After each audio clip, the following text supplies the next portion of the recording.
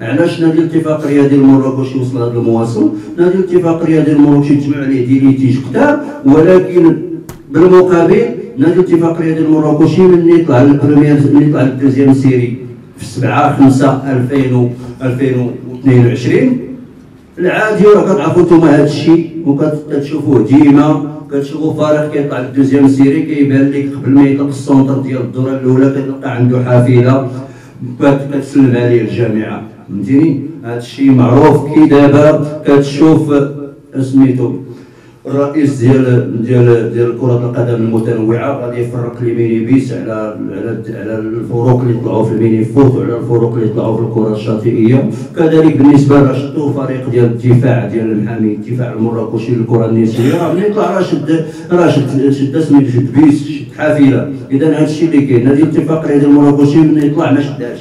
داك الشيء علاش وما تفوتنيش بالمناسبه انني نوجه الشكر الجزيل للاولمبيك مراكش والسي احمد اينوس، لانه هو اللي كيعطينا الكادر، هو كيمشي به السيمانه ملي كيكون خارج وحنا كنخرجوا السيمانه الاخرى كيعاود كيعطينا الحافله.